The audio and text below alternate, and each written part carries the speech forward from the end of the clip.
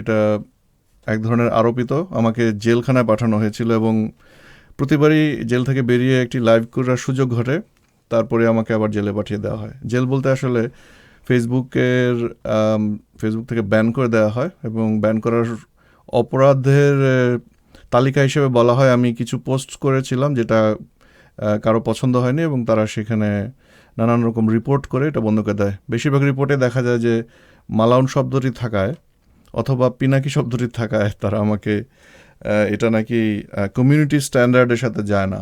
So আমাকে খানিকক্ষণ আগে পরামর্শ দিচ্ছিলেন আমাদের আজকের অতিথি, একটু পরে আমরা তার সাথে আবার দেখা করব, যে এই শব্দগুলিকে খুঁজে বের করে মুছে দেওয়া। কিন্তু আমার কাছে মনে হয় এটা এক ধরনের পরাজয়। সো যতবার ব্যান করবে করতে থাকুক, আমরাও ঘাপটি মেরে বসে থাকবো এবং আসবো। তো যাই হোক, আজকে আমাদের সাথে আছেন আপনারা যারা টাইটেল দেখেছেন সন্ন্যাসী। ওনার সাথে আসলে অনেক আগে থেকে আমাদের পরিচয়। আমি আমাদের ব্লগিং, এথিস্ট ব্লগিংয়ের সোনালি দিনগুলিতে তার সাথে আমরা কাঁধে কাঁধ মিলিয়ে আমাদের ভাষায় যুদ্ধ করেছি। আর অন্য কারো ভাষায়, অনেক ধরনের ভাষায় ব্যবহার করা হয় আমাদের সেই তখনকার সময়ের বর্ণনা করতে গিয়ে। তো সেই সময়গুলি কিছুটা হয়তো স্মৃতিচারণ হবে, এছাড়াও আরও অন্যান্য এক ধরনের লতায় পাতায় বিভিন্ন দিকে কথা চলে যেতে পারে। আর দেরি না করে আজকের অতিথির সাথে আমরা দেখা করতে যাচ্ছি। সন্ন্যাসীদা কেমন আছেন? আপনাকে দেখা যাচ্ছে সবাই। হ্যাঁ, আরিফ ভাই ভালো আছি। আর আমাকে ইনভাইট করার জন্য ধন্যবাদ আপনাকে। আর যারা দেখছেন তাদের সবাইকে স্বাগতম। হ্যাঁ, আরিফ ভাই সেই আমাদের ব্লগিং সেই সোনালী সময়ের কথা মনে করলেন। অনেক কিছুই মনে পড়ে গেল, হয়তো এ বিষয়ে কথা হবে যদি ওঠে। হ্যাঁ, থ্যাংক ইউ। তো আপনি আপনার সম্পর্কে যারা আপনাকে আসলে আগে থেকে চেনে না হয়তো, যেটা খুবই রেয়ার, তবুও ধরেন আজকে থেকে 50 বছর পরে কেউ যদি এই ভিডিও দেখে, যখন আমাদের সবাই মনে করেন মৃত এবং ভ্যানিশড, তারা যদি আপনার সম্পর্কে কয়েক মিনিটে জানতে চায়, আপনি কিভাবে নিজের পরিচয় দেবেন? হ্যাঁ, আমার আম, মূল নাম রতন কুমার সমদ্দার হলেও আমি আমাকে সন্ন্যাসী রতন নামেই চেনে। যদিও যখন আমি ব্লগিং করতাম তখন আমার এই রতন নামটাও মানুষ চিনত না, আমাকে সন্ন্যাসী নামেই চিনত। বর্তমানে আমি নরওয়েতে আছি, এই প্রায় 3 বছর হবে। আর বাংলাদেশে তো আপনারা জানেন সেই 84 প্রকার, যার ভিতরে আরিফ ভাই ছিলেন, আরো অনেকেই ওখানে এথিস ব্লগার হিসেবে লিস্টেড হওয়ার পরে আমাকে রিলোকেট করতে হয়। আর কর্মজীবনে আমি আগে ছিলাম, ব্যাংকে জব করতাম বাংলাদেশে থাকতে, বেশ সুনামের সাথেই জব করছিলাম, কিন্তু সবকিছু ছেড়ে ছেড়ে চলে আসতে হয়েছে। যাই হোক, এই আমার পরিচয়। আর এখানে এখনো কিছু করছি না, বইটাই পড়ি। দারুণ, ওকে। দারুণ। মানে আপনার সঙ্গে আসলে আমাদের সবার যে জানা পরিচয়, বিশেষ করে আমার আপনার সঙ্গে আমার যখন পরিচয় হয়েছিল, সামার ইন ব্লগে সম্ভবত আমরা লেখালেখি করতাম এবং সেখানে আপনি সন্ন্যাসী নামে লিখতেন, তাই না? হ্যাঁ, শুধু সন্ন্যাসী নামেই। এবং ফেসবুকে যখন আসলাম সেখানে সন্ন্যাসী সন্ন্যাসী নামে দিয়েছিলাম, কারণ দুটো নাম দিতে হবে, ফার্স্ট নেম লাস্ট নেম। তো কি দেবো, দুটোর বানান দিয়েছিলাম দুভাবে, একটা ডাবল এন ব্যবহার করেছিলাম আর একটা এন, কারণ হুম। নিজের পরিচয় লুকাতে চেয়েছিলাম। তো তো আমাদের সময়ের ওই, মানে আপনার আপনার কাছ থেকেই শুনি। আমি তো এখন মনে আছে, কিন্তু আপনার কাছ থেকে শুনি যে আমরা আসলে কি শুরু করতে চেয়েছিলাম এবং সেখানে এই যে ধরেন 2008, 9, 10, 11, 12, এই যে সময়টা, বছরগুলি, এই বছরগুলি আসলে আপনার দৃষ্টিতে কেমন ছিল? আহ, আমি আরিফ ভাই আপনাদের সাথে জয়েন করেছি অনেক পরে। আপনারা হলেন আহ, নাস্তিক্য ধারার প্রথম ব্লগার, আমি এসেছি 2010-এ। এবং আমাদেরকে আপনারা খুব সহজভাবে, মানে আমাকে বা আমার সময়ও যারা এসছে খুব সহজভাবে দ্রুত গ্রহণ করে নিয়েছিলেন।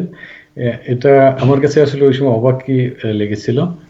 এবং ওই সময় আমাদের যেটা করেছি, আপনিও বোধহয় একমত হবেন যে আমরা আহ, ওই সময় ভয় করলেও, আমরা নিজেদের আইডেন্টিটিকে হাইড করে নিলেও আমরা কিন্তু এরকমটা যে হবে বাংলাদেশে এটা কখনো চিন্তা করিনি। এই যে এত ব্লগার হত্যা বা যে পরিস্থিতি, হেফাজতের উত্থান, এইসব কোথায় আমরা কল্পনা করিনি। আপনার কি মনে হয় হ্যাঁ, এটা? মানে আসলে তখন আমার চেহারা আমার মনে হয় 2014 সালের আগেও কেউ একটা জানতো না যে আমি দেখতে কেমন, এবং এটা আমি ইন্টেনশনালি করতে, পুরো ইন্টারনেটে আমার কোনো ছবি ছিল না।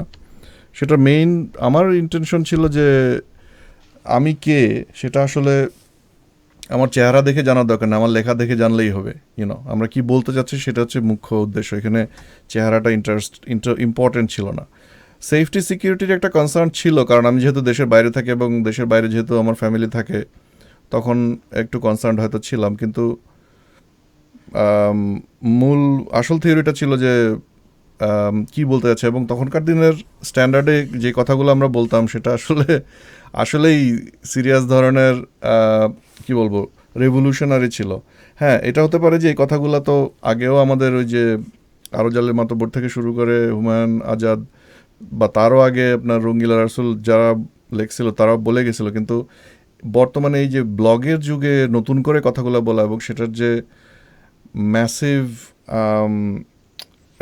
ম্যাস রেপ্লিকেশন বলা যায়, এটা কি বলবো, রিপল ইফেক্ট নাকি ম্যাস ইফেক্ট, যেটা ধরেন একজন একটা কথা বললো, এটা শেয়ার করে করে ভাইরাল হয়ে গেল, সেটা হওয়াটা এবং সেই সেই টেকনোলজিতে নতুন করে আমাদের কথাগুলো বলা আসলে আম, খুবই নতুন একটা জিনিস ছিল। আর এখানে আমাদের মিক্সটা খুব ইন্টারেস্টিং ছিল। আমার কাছে মনে হয় যখন শুরু করছিলাম আমরা, আমি এক স্টাইলের কথা বলতাম, তারপর নাস্তিকের ধর্মকথা ছিলেন, উনি এখনও আছেন কিন্তু হয়তো অত একটা অ্যাক্টিভ না, উনি আবার খুব সিস্টেমেটিক ওয়েতে কথা বলতেন। কিন্তু আপনার লেখাগুলো আমার যেটা যতটুকু মনে আছে, আপনি খুব আহ, মানে জেনারেল সেন্সে কথা বলতেন, আপনি এক ধরনের ব্যক্তিগত এক্সপিরিয়েন্সকে সুন্দরভাবে লিখতেন, এবং আপনার লেখার মধ্যে একটা ভালো স্ট্রাকচার ছিল আমার এখনও মনে আছে। বিশেষ করে যে সুন্দরবনের ব্যাপারে আপনি, সুন্দরবনের সম্ভবত আপনাদের ফ্যামিলির কোনো একটা হিস্ট্রি আছে, তাই না? হ্যাঁ, ওটা একটু আমার বলবেন। আমার জন্ম বরগুনাতে। আমাদের যেখানে জন্ম ওই জায়গাটা ছিল একসময় সুন্দরবন। এটাকে ইংরেজ সরকার হলো পত্তন করে। সে যাই হোক, ওটা আমার দাদার বাবা ওখানে সুন্দরবন কেটে তারপর আবাস করেন।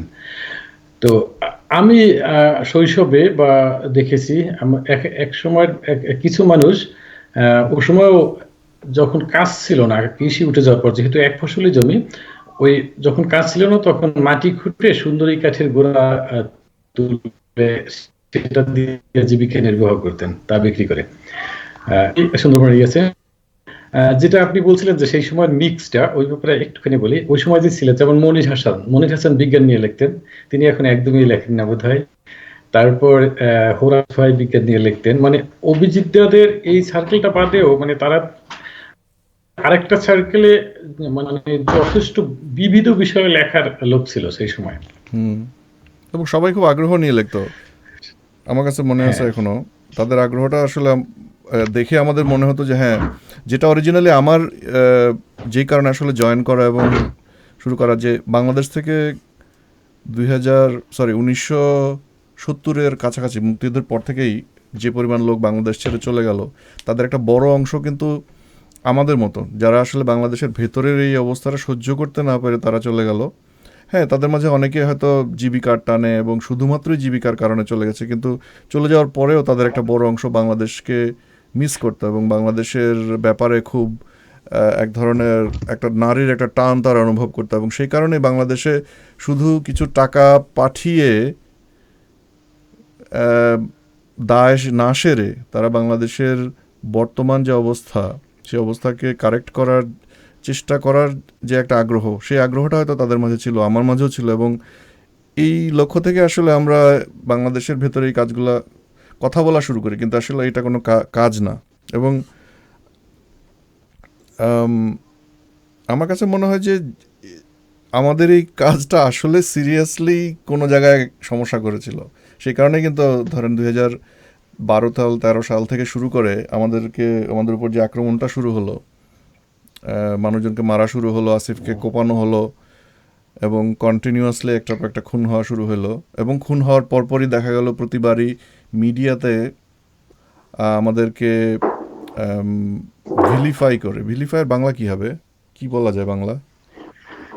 মানে শয়তানের ইদারা, কি বলা হয়, মানে এর বাংলা বোধহয় ওইভাবে কলঙ্ক লেপন বলা যেতে পারে, চরিত্রে কলঙ্ক লেপন।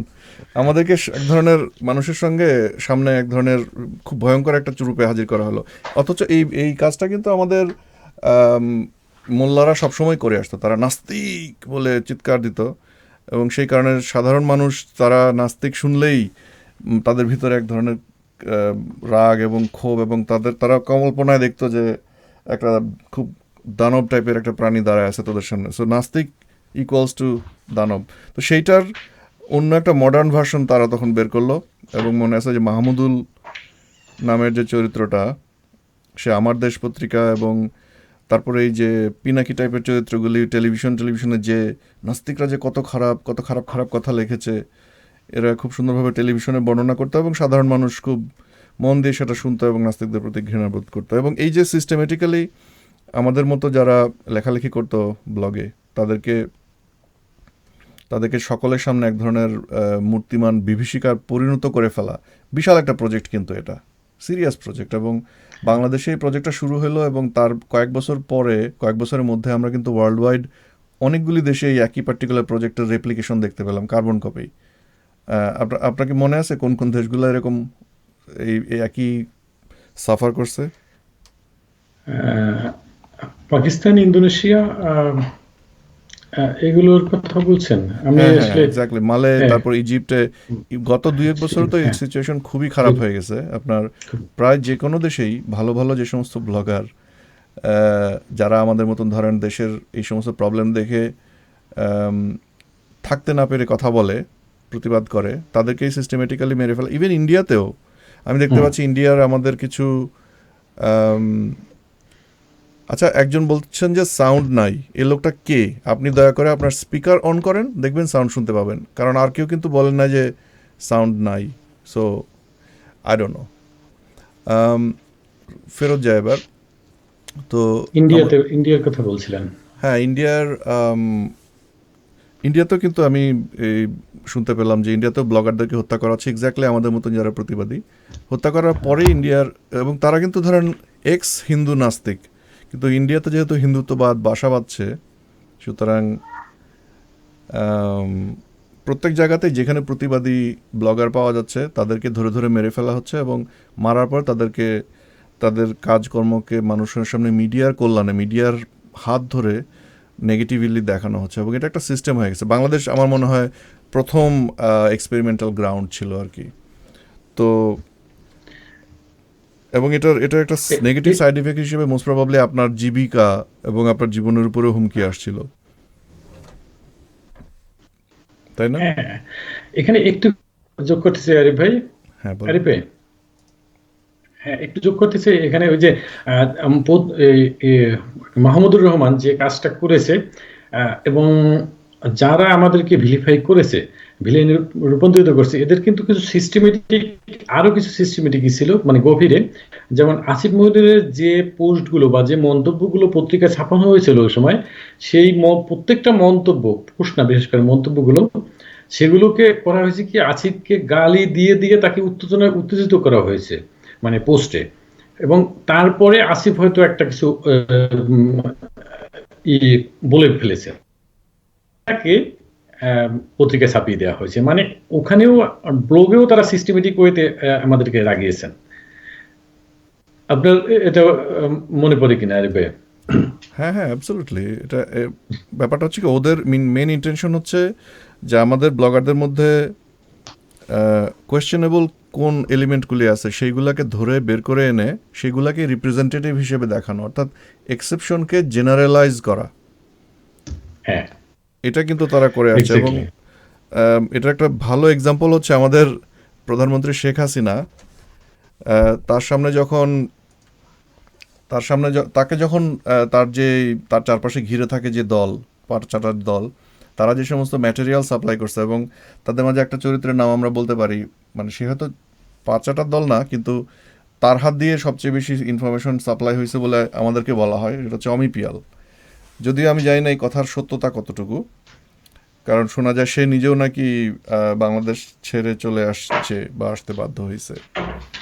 তো এই আম, চরিত্রগুলা প্রধানমন্ত্রী সহ বাংলাদেশের যে আপনার মেশিনারি আছে তাদের কাছে যে সমস্ত ইনফরমেশন সাপ্লাই করছে সেখানে শুধুমাত্র স্পেসিফিক্যালি ওই মন্তব্য বা কমেন্টগুলো সাপ্লাই করে বলা হয়েছে এই দেখেন এইগুলো হচ্ছে নাস্তিক, কিন্তু অথচ তার আগের কয়েক বছর ধরে আমরা যে সমস্ত স্ট্রাকচার্ড এবং পজিটিভ কনস্ট্রাকটিভ ক্রিটিক্যাল কথাগুলো বললাম সেগুলোকে কমপ্লিটলি চেপে যাওয়া হলো।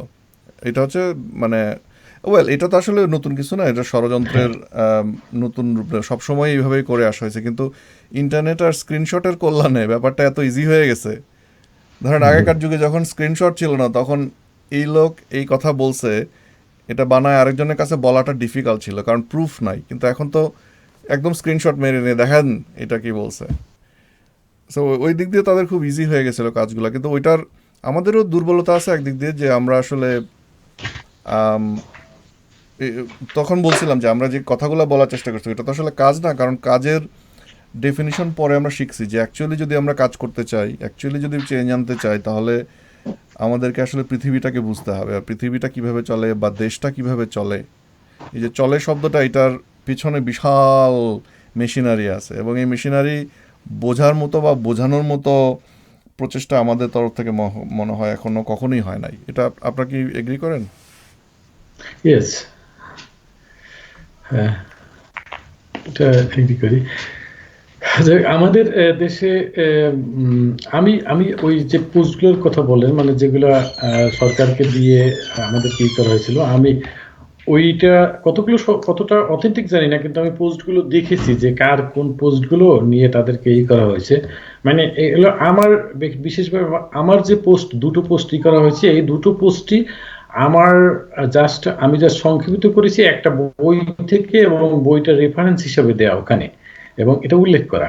মানে তারপর এই কাজগুলো আপনি জানেন যে আমি লিখতাম সামাজিক যে সমস্যাগুলো আমার চোখে পড়তো মানে এবং সেগুলোকে আমি তুলে ধরতাম, কিন্তু ওই পোস্ট দুইটা সেরকম কিছু ছিল না। ও দুটো ছিল আমার মূলত একটা বই, জিহাদ বইটা থেকে। যারা জিহাদ বইটার নাম শুনেননি, এটা হলো কার যেন লেখা, আরে ভাই মানিক সম্ভবত কোনার নাম, যে পরে জেলে নেওয়া হলো যাকে। হ্যাঁ, ওনার প্রকাশনী থেকে বের হওয়া, কিন্তু বইটা হলো আরেকজনের এক বাঙালি লেখকের ইংরেজি বই সম্ভবত, সেটাকে অনুবাদ করা।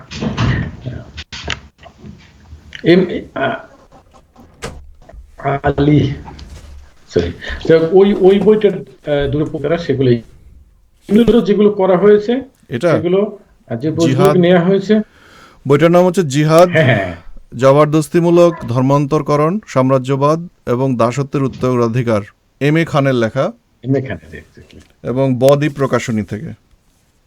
এই বইটা আমাকে আলমগীর ভাই দিয়েছিলেন, আলমগীর হোসেন ভাই। আমি একটা বই একটা লাইব্রেরি থেকে গিফট করেছি, আর একটা বই আমার কাছে ছিল, বাংলাদেশ থেকে আনতে পারিনি ওটা। এবং আমি নিয়েছিলাম বদ্বীপ প্রকাশনীর যে মালিক ওনার কাছ থেকে। এম এ খান হচ্ছে, আমি জানি না দেখা যাচ্ছে কিনা এটা, আমি দেখতে পাচ্ছি না।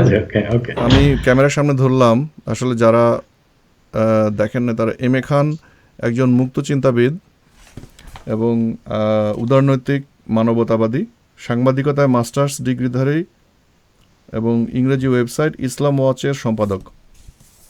সো এটা এম এ খান নাম শুনলে মনে হবে বাঙালি, কিন্তু আসলে বইটা ইংরেজিতে লেখা ছিল, এটা জাস্ট অনুবাদটা করা হয়েছিল, অনুবাদ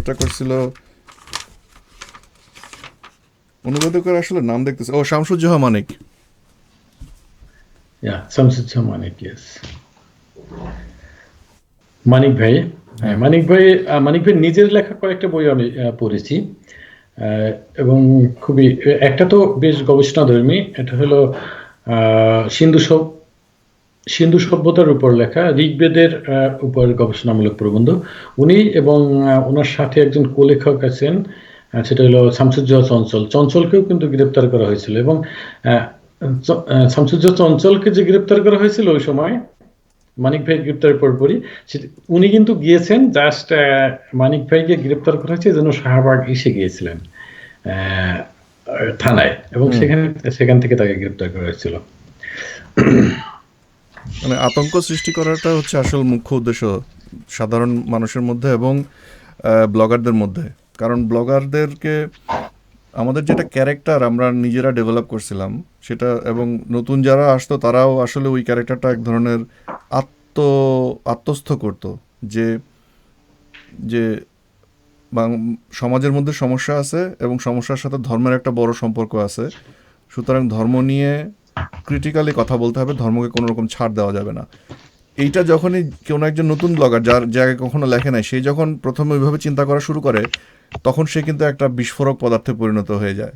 কারণ সমাজের ভিতরে আমাদের সমাজকে কন্ট্রোলে রাখার জন্য আমাদের সরকার, মোল্লা বাহিনী থেকে শুরু করে সবাই মিলে যেভাবে যেভাবে স্ট্রাকচার্ড আদি অনাদি কাল ধরে চলে আসতেছে, তাদের সেই থিওরির মধ্যে আমরা কিন্তু বাদশাদি। এবং এটা হয়তো আমরা ইন্টেনশনালি এটা করি না, কিন্তু আমাদের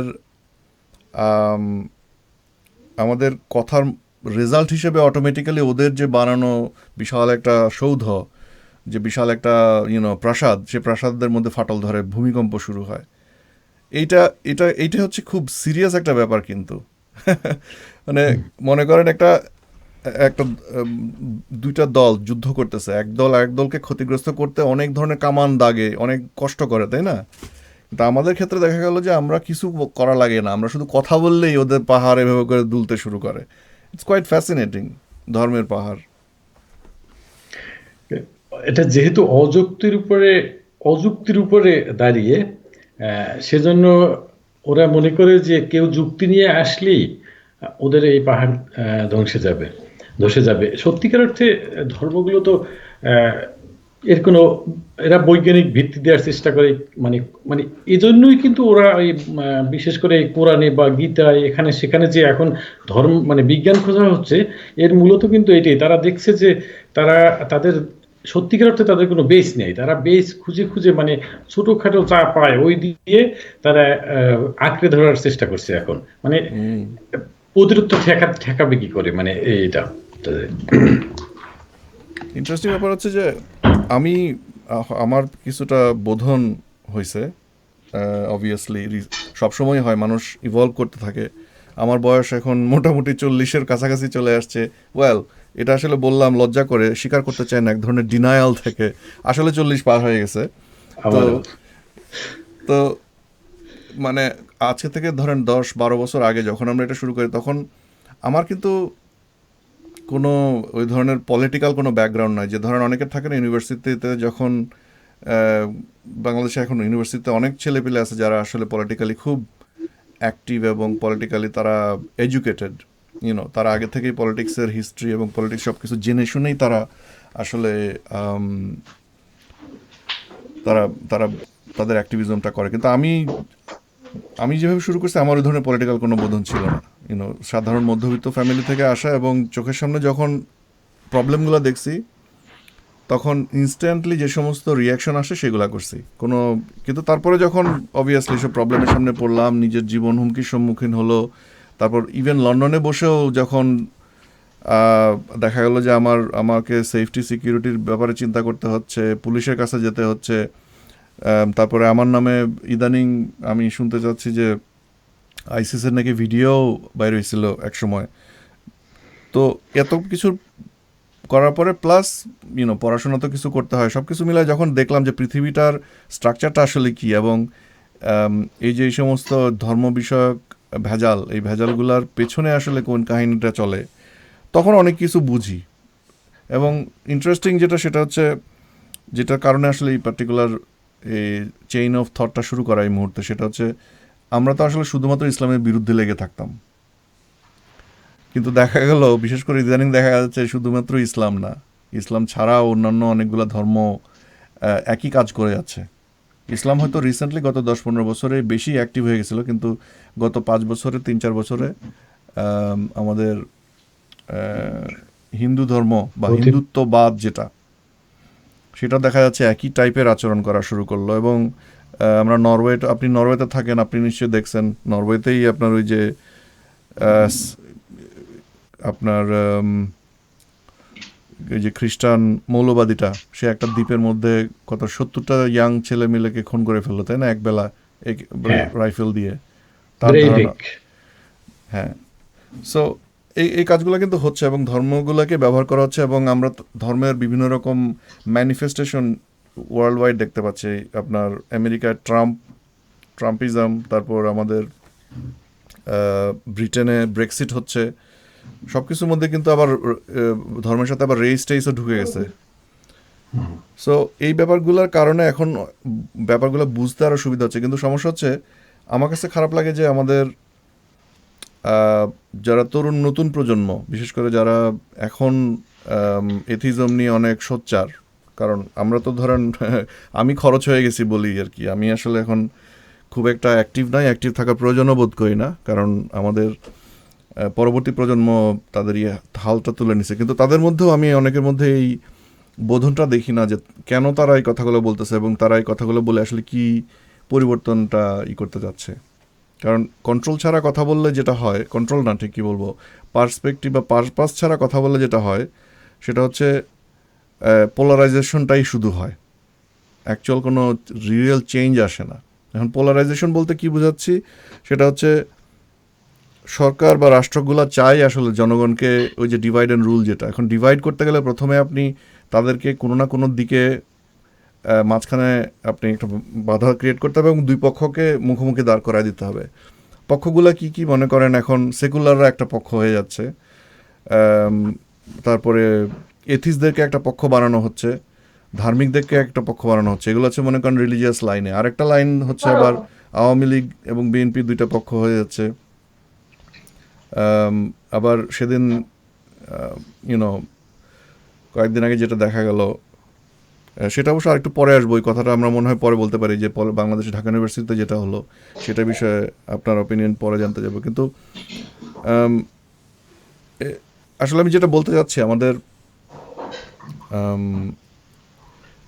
রাষ্ট্রগুলো আসলে কি করছে, রাষ্ট্রগুলির যে সরকার তারা কি করছে, বা পলিটিক্যাল পার্টিগুলি আসলে কি করছে, কেন তারা এগুলা করছে, এবং কেন তারা এই যে আমাদের বিরুদ্ধে ইসলামিস্টদেরকে লেলিয়ে দিল।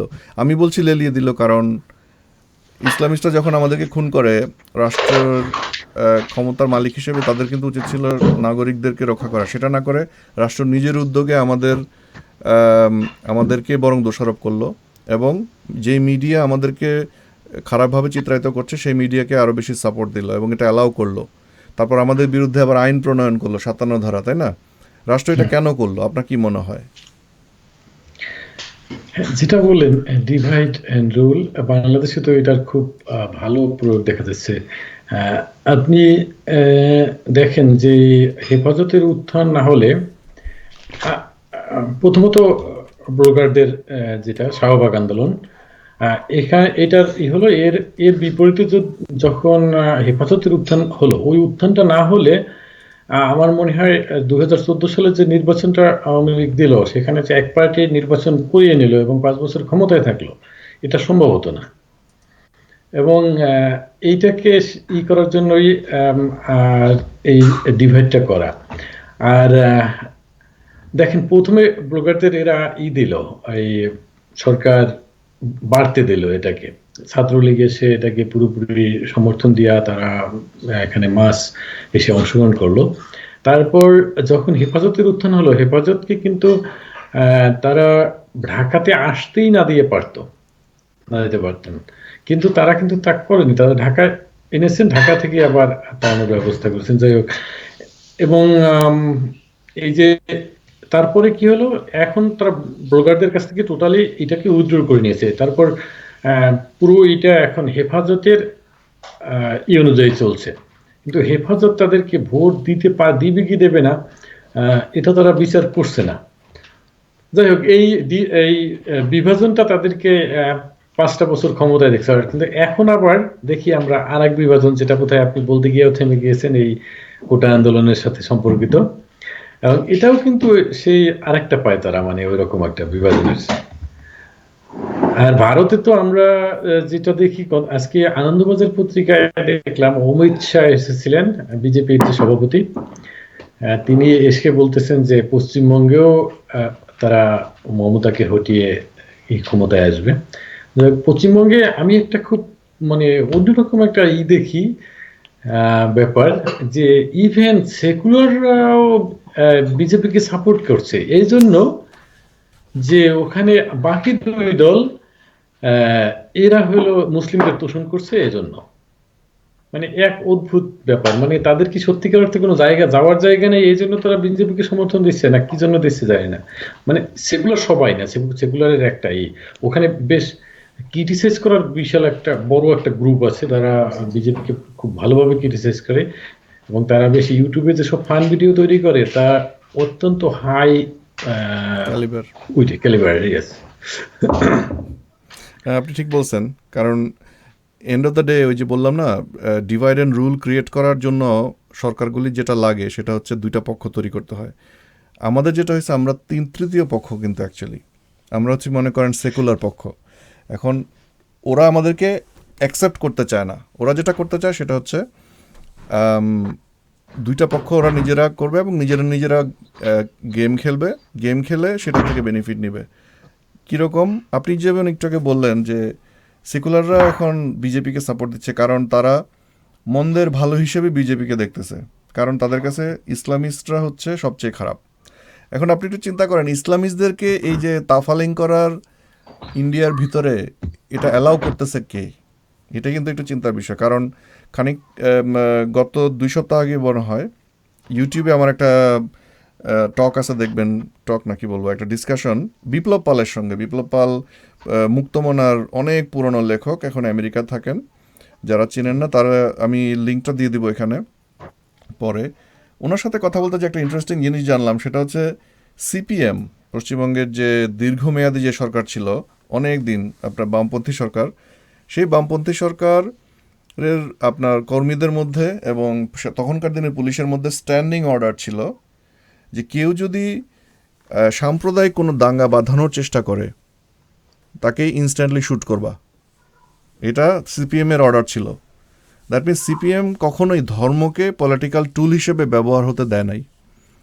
সিপিএম কিন্তু এখন ক্ষমতায় নাই, সেখানে এখন আপনার এক ধরনের মমতার আপনার তৃণমূল বিজেপি কি তৃণমূল কংগ্রেস, তাই না?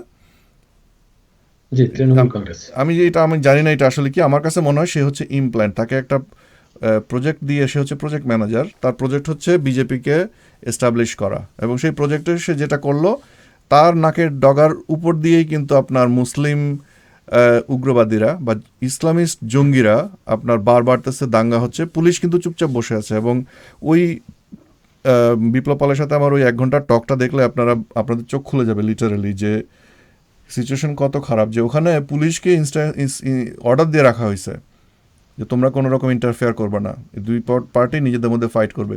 ফাইট করার পর ডেফিনেটলি যেটা হয়, কারণ পশ্চিমবঙ্গে একটা বড় মুসলিম জনগোষ্ঠী আছে, পশ্চিমবঙ্গে হিন্দু জনগোষ্ঠীও আছে, তাদের জনগণের মধ্যে পারস্পরিক একটা ঘৃণার একটা আবহ সৃষ্টি হয়। সেই আবহে আপনি যখন যেটা বললেন, রেজাল্টটা হচ্ছে যারা জানে না যে এই ঘৃণার পরিবেশটা আসলে সৃষ্টিকৃত, এটা আসলে কিন্তু ন্যাচারাল না, তারা ন্যাচারাল তাদের ইনস্টিংক্টটা হবে, তারা দৌড়ায় যে ইসলামিস্টদেরকে ঠেকানোর জন্য হিন্দুত্ববাদীদের কোলে যেয়ে বসবে। অথচ হিন্দুত্ববাদীরা কিন্তু ইসলামিস্টদের সাথে হাত মিলাই এটা করছে। ইসলামিস্টদেরকে তারাই পাঠাচ্ছে যে তোমরা ক্যাচাল সৃষ্টি করো যাতে আমরা ঢুকতে পারি। এবং এইটাই হচ্ছে আপনার ধর্মগুলিকে ব্যবহার করা সবচেয়ে বড় ইম্পর্টেন্ট রিজন। ধর্ম ব্যবহার করলে অনেক মানুষের সাধারণ মানুষের ভিতরে যে নর্মাল চিন্তার যে ফ্লো, ওই ফ্লোটা একদম মানে আউলায় যায়। আর তখন যাই করবেন না কেন সবই হালাল। ইন্ডিয়াতেও এখন যেটা হচ্ছে, পশ্চিমবঙ্গে যেটা হচ্ছে, কারণ বিজেপি কিন্তু পশ্চিমবঙ্গে আসলেই তেমন কোনো সুবিধা কখনোই করতে পারে নাই। বিজেপির অন্য অনেক রাষ্ট্রে, আরেকটা জায়গায় সাউথ ইন্ডিয়াতে, তামিলনাড়ুর ওইদিকে, কেরালা ওইদিকেও আপনার একটা বামপন্থীদের একটা বড় ফাউন্ডেশন ছিল, সেখানে ওইখানকার মানুষও কিন্তু একই রকম। তো তারা এটা অ্যালাউ করতো না, কিন্তু তাদেরকে সরায় দেওয়া হয়েছে, এবং সরায় দিয়ে এখন আমাদের বিজেপি আপনার ঢুকতেছে। তারা বলছে নাকি উন্নতি হচ্ছে প্রচুর, কিন্তু ওইটা কিসের বিনিময়ে, কোন মানসিক মূল্যের বিনিময়ে, সেটা আসলে চিন্তার বিষয়। এবং তারা যে ধর্মীয় গোঁড়ামিটাকে প্রমোট করছে, একই সাথে ধর্মীয় কুসংস্কারগুলো মানে এগুলোকেও প্রমোট করছে। মানে ব্যাপারটা শুধু রাজনীতি থাকলেও হতো, রাজনীতির সাথে এমন হচ্ছে যে সোসাইটিকে পিছিয়ে নেয়ার প্রবণতা, পিছিয়ে নেয়ার একটা মানে এটাও হলো যে ভারত জ্ঞানী বিজ্ঞানে ভালোই এগিয়েছিল, মানে যদিও তার অর্থনৈতিক এই অবস্থায় আহ, অতটা বোধহয় না, মানে অনেক রাজ্যে খারাপ অবস্থা, কিন্তু তারপরও তারা মহাকাশ গবেষণায়ও বেশ ভালো করেছে, আইটি সেক্টরে ভালো, তারপর পৃথিবীর বিভিন্ন দেশে তাদের খুবই ভালো অবস্থা, মানে তাদের যারা ইমিগ্রান্ট। বাট সেই সোসাইটিকে কিন্তু এই যে এখন আমরা হয়তো বিজেপির দেখতেছি যে আপাতত ভালো কিছু অর্থনৈতিক রিফরমেশন বা কিছু হতে পারে, কিন্তু সেটা কিন্তু পরবর্তীতে আর ভালো থাকবে না এইভাবে যদি ধর্মীয় কুসংস্কারকে জাগিয়ে তোলা হয়, যেটা বাংলাদেশের ক্ষেত্রে বা সব দেশের ক্ষেত্রেই প্রযোজ্য। হুম, আমি দু একটা কমেন্ট পড়ি। কমেন্ট আসলে খুব বেশি নাই এখানে। এখানে তাবেতি সাবোলা নামের একজন বলতেছেন যে আম, আমার দেখা অন্যতম দুজন উগ্রপন্থী নাস্তিক, বিশেষ করে আরিফ। উগ্রপন্থী নাস্তিক জিনিসটা কি ভাই? আমরা কি কাটাকাটি করি? আপনার কি মনে হয় এটাতে কি বুঝাইতে চাইছে? লেখক এখানে কি বলতে চেয়েছেন? আমার মনে হচ্ছে এদের উগ্রপন্থা বিষয়ক নেই এখন। এখানে তারা কিভাবে এই কারণ হয়তো যেভাবে বিচার করা হয়, ওদিকে যদি ধর্মীয় উগ্রপন্থা ধরি, এক প্রকার মানুষদের এক প্রকার আছে লিবারেল, তারা আম, সবসময় মানে ইসের কথা বলেন, কি বলা হয়, ওটা কি সত্য ন্যায়ের কথা বা এই জাতীয়। আরেক প্রকার আছে যারা কোনো কিছু করেন না, মানে যেভাবে চলছে। আরেক প্রকার আছে উগ্রপন্থা। আহ, ওই ওদিকে ওদিকে ধর্মীয় উগ্রপন্থারা করে কি, তারা করে মানুষ মারামারি কাটাকাটি করে। আর এইখানকারেও হয়তো তিনি এভাবে ভাগ করেছেন, বা তারা আমাদের উগ্রপন্থী নাস্তিক বলেন, তারা হয়তো আমাদের লেখার ধরন অনুযায়ী আমাদেরকে তিন ভাগে ভাগ করেন।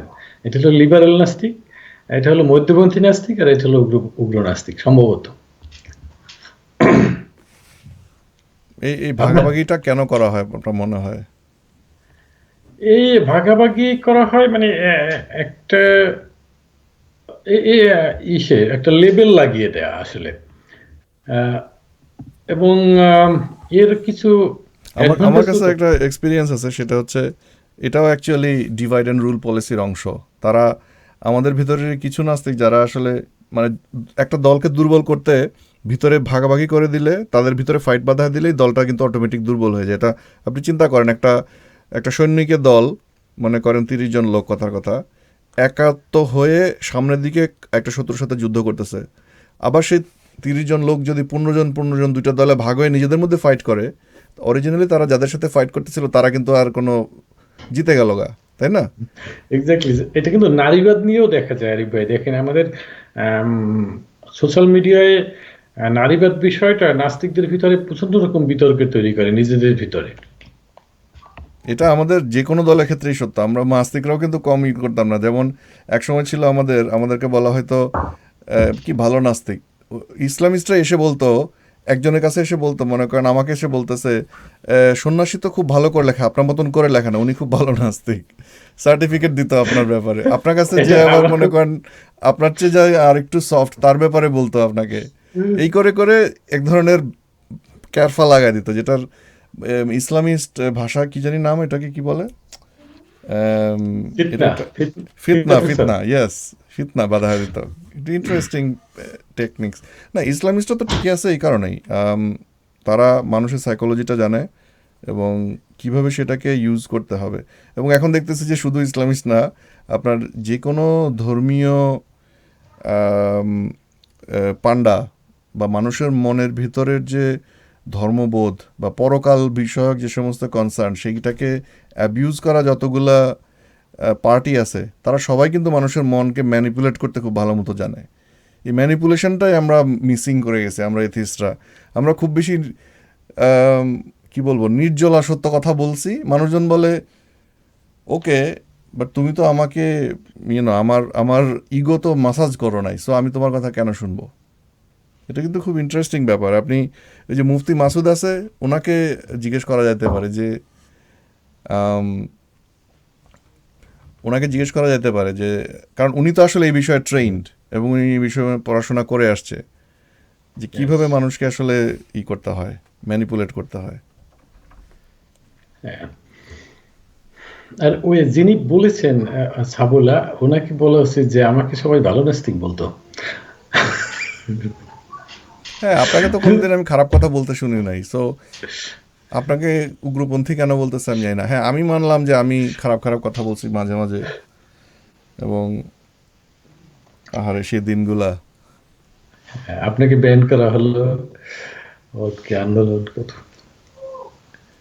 মানে সামারেন ব্লগে হইতো কি, সামরিন তখন তখন আহ, মনে পড়ে আর কি, ধরেন 2007-সাতের কথাই আর কি।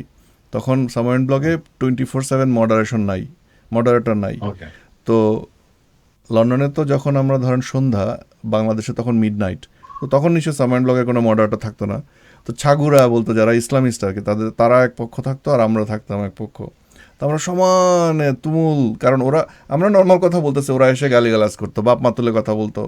তারপরে সবচেয়ে যেটা মেজাজ খারাপ হতো সেটা হচ্ছে মুক্তিযুদ্ধ নিয়ে কথা বলতো, আহ, রাজাকারী স্টাইলের কথাবার্তা, মুক্তিযোদ্ধাদের বিশেষ করে সবচেয়ে, তার মধ্যে সবচেয়ে খারাপ ছিল যে আমাদের যারা বীরাঙ্গনা, তাদের ব্যাপারে হ্যাঁ তারা একদম পাকিস্তানি স্টাইলে মানে অ্যাটাকগুলো করতো। তখন মাথার আসলে রাগ ধরে রাখা মুশকিল ছিল।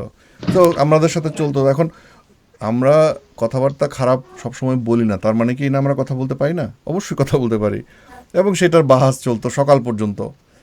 সকালবেলা যখন মডারেশন আসতো, দেখতো যে পুরা মানে সামারিন ব্লগের টপ টু বটম বিশাল, কারণ তখন পোস্টেরও মডারেশন ছিল না, আপনি পোস্ট করলে সাথে সাথে পাবলিশ হয়ে যেত। এখন তো নানান রকম কন্ট্রোল আরোপ করছে ওরা, কিন্তু তখন এসব ছিল না। তো তারা করতে কি গণহারে পোস্ট মুছতে মুছতে মুছতে মুছতে শেষ হয়ে যেত অলমোস্ট। কিন্তু ওইগুলোর আবার স্ক্রিনশট নানান জায়গায় থেকে যেত, পরে তারা স্ক্রিনশট দিয়ে দৌড়াদৌড়ি করতো, কেন আরিফকে ব্যান করা হবে না। ফাইনালি যখন আমাকে ব্যান করে দিল, সেটা হচ্ছে সম্ভবত 2008 সাল, 8 সালের শেষের দিকে।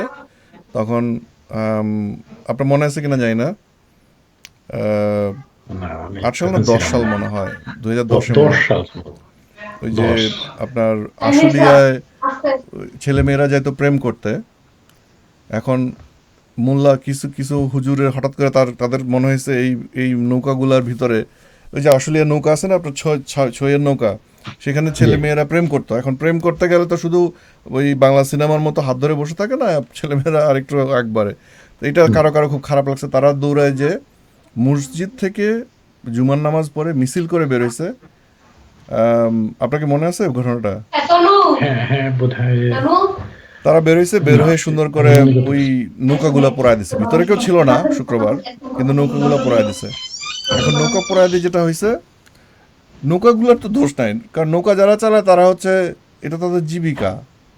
হ্যাঁ, খামোখা লোকগুলার জীবিকাটা তারা নষ্ট করলো কেন? তো আমি খালি বলছি যে দেখো, সাধারণ মানুষের পেটে লাথি মারলো, এই নৌকাগুলা যে পুড়লো, এই নৌকাগুলা কি ইন্স্যুরেন্স আছে যেগুলো তারা তো এমন পয়সাওয়ালা লোক না যারা একটা নৌকা কিনে নিবে। আর যে মসজিদ থেকে বের হয়ে তারা এই কামটা করছে, তাদের ওই মসজিদটা পোড়ায় দিলে কেমন লাগতো?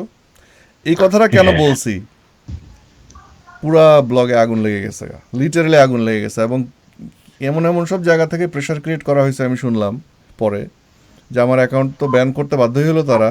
পরে ওই যে ব্লগের যে মালকিন, জানা, গুলশান আরাস, জানা ফেরদৌস, কি জানি 1400 নাম, তার আমি ফোন করে জিজ্ঞেস করছি কাহিনী কি। সে বলে যে আমি আপনার অ্যাকাউন্ট, সে পার্সোনালি সে আমার সাথে খুব ভালো, কিন্তু সে বলে যে আপনার অ্যাকাউন্ট যদি আমি খুলে দিই তাহলে আমি আস্থার জায়গাটা হারাবো। আমি বললাম কার কাছে আস্থার জায়গা হারাবেন? বলে সেটা তো আপনাকে বলতে পারবো না। মানে আমি ধরে নিতে পারি, ধরেন বাংলাদেশের সরকার একটা বড় জায়গা থেকে, ডিজিএফআই হতে পারে, মিলিটারি হতে পারে, আই ডোন্ট নো, সামওয়্যার, তারা বলছে যে আরিফুর রহমানের অ্যাকাউন্ট ব্যান থাকতে হবে। এবং আজ পর্যন্ত, আজকে প্রায় 10 বছর হয়ে গেল, আজ পর্যন্ত আমার অ্যাকাউন্ট তারা ছাড়ে নাই। অ্যাকাউন্ট ডিলিট করে নাই, কিন্তু অ্যাকাউন্ট আছে। এবং সম্ভবত আমার এই ভিডিও যদি কারো চোখে পড়ে, তারা সুন্দর করে যে অ্যাকাউন্ট খেয়ে দেবে এখন। বাট ওই এখন অ্যাকাউন্টে তেমন কিছু নাই, আমি সমস্ত পোস্ট আসলে ড্রাফট করে ফেলছি।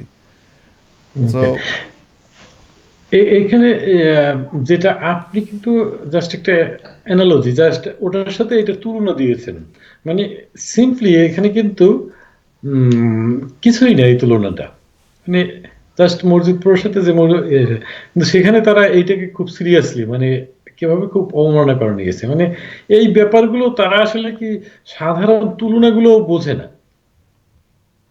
না, বুঝে না বলতে কি, ওরা আসলে এক্সকিউজ খোঁজে, তাই না? যেমন ধরেন আম, ওই যে কিছুদিন আগে আমরা দেখলাম, আম, আমি ঠিক জানি না, কয়েকবার হয়েছে এবং এটা সম্ভবত পশ্চিমবঙ্গেও হয়েছে, সেটা হচ্ছে কোথায় কোন চিপার মধ্যে ফেসবুকে কে কি জিনিস পোস্ট করছে এইটা নিয়ে গ্রামের পর গ্রাম পোড়ায় দিচ্ছে। এটা তো ন্যাচারাল না। They just look for some excuse to do some serious, বা তাদের সেই ফায়ার পাওয়ার আছে, তাদের সেই ম্যান পাওয়ার আছে, তাদের সেই দলবাজি আছে, সুতরাং তারা দৌড়ায় যে এগুলা করে ফেলে। পশ্চিমবঙ্গের অবস্থা কিন্তু এখন বাংলাদেশের থেকেও খারাপ আমার মনে হয়। বাংলাদেশে তো দাঙ্গা টাঙ্গা ওইভাবে হয় না, বা দাঙ্গা বলতে বাংলাদেশে তো, বাংলাদেশে হিন্দুরা তো প্রতিরোধ করে না। মানে পশ্চিমবঙ্গে যে জিনিসটা দেখেছেন সর্বশেষ, ওই যে দাঙ্গাটায়, ওখানে আহ, এখন পর্যন্ত কোথায় যে তিনটা হিন্দু লোক মারা গিয়েছিল, তাদের দুজনের নামই জানা যায়নি, বা মিডিয়াতে এই ধরনের কিছু আনেইনি, মানে হুম, এই বিষয়টা। হুম। মানে এটা কেন? এটা কি সরকারের আছে যে তোমরা তাদের নামগুলো প্রকাশ করো না? মানে আমরা দেখি ইমামের ছেলে মারা গেছে, এবং এটা নিয়ে অনেক কিছু, ইমামকে আমি ধন্যবাদ জানাই, তিনি যেভাবে এগিয়ে হ্যাঁ, সে এসে ওই এটাকে একটা লোকের করেছেন। কারণেই কিন্তু পুরা হ্যাঁ, মানে দাঙ্গাটা আর আগে বাড়তে পারে নাই। ওরা কিন্তু আশা করছিল যে কারণ ইমামের ছেলেকে সিস্টেমেটিক্যালি খুন করা হইলে, হ্যাঁ। এইটাই আপনি খেয়াল করে দেখেন যে জেনে শুনে ইমামের ছেলেকে খুন করা মানেই হচ্ছে যে এটাকে এসকেলেট করা, এটাকে আরো উপরের দিকে উঠানো। আমার মিনিমি কিন্তু ঘুমাচ্ছিল, সে ঘুম ভেঙে উঠে চলে আসছে। ইউ ওকে বাবা? আর ঘুমি কই, হবে? আমি আমি একটু দেখিনি যাও, যে তাহলে ঘুমি করো, ফেসবুকে ওখানে চলো। আপনাকে। এখানে ঘুমি করবে না ওখানে যাবে? বিছানা যে ঘুমি করো। আচ্ছা ঠিক আছে, বাবা এখানে আছে। যাও, আল সি ইউ লেটার। ও, কেয়ারফুল, হ্যাঁ? ওকে। সে জাস্ট ঘুম থেকে উঠে দেখে নেয় আমাকে, চলে আসছে। কই, আমার দিকে একটু ফেস ধরেন, আমি একটু দেখিনি। যাই হোক, ও চলে গেছে ওর না? ওকে। একদম মানে ও ঘুম থেকে উঠলে কিছুক্ষণ লাগে ওর তার সাইজ হইতে। সো এখন প্রেজেন্টেবল না আর কি। সরি, আপনি কি ওকে। বলতেছিলেন? ওই যে, হ্যাঁ, মানে পশ্চিমবঙ্গের যে ইয়েটা, আমি আমি চেষ্টা করতেছিলাম পশ্চিমবঙ্গের আমাদের ডিরেক্টলি, এখন পশ্চিমবঙ্গে থাকে সেকুলার এ ধরনের কারোর সাথে যদি আলাপ করা যায়, কিন্তু আমি যাদের সাথে কথা বলার চেষ্টা করতেছি তারা সবাই আইদার আইদার তারা একটু ভয় পাচ্ছেন, অথবা ওকে। আচ্ছা, রাজেন মল্লিক নামের একজন বলতেছে হিন্দু যদি উগ্র হতো ভারতে এত মুসলিম কিভাবে হলো। মানে একটা কথা আছে না, ইফ যদি ইজ হয় বাট কিন্তু হোয়াট কি, ওই টাইপের প্রশ্ন। আপনারা ছোটবেলায় শুনছেন, মনে আছে? হ্যাঁ, হ্যাঁ, শুনেছি। আহ, হিন্দু উগ্র ছিল না কবে, মানে এই যে বিশেষ করে হয়তো আমরা বাঙালির চেহারাটা দেখি যে এরা অত বেশি পছন্দ করে না, কিন্তু আহ, ভারতের অন্য প্রদেশগুলোতে সেরকম ছিল কবে। বাট এটা সত্য যে তুলনামূলকভাবে মুসলিমরা একটু বেশি উগ্র। ইভেন আমি একটা স্টাডি দেখলাম, এক মুসলিম নারী একটা পিএইচডি থিসিস করেছেন।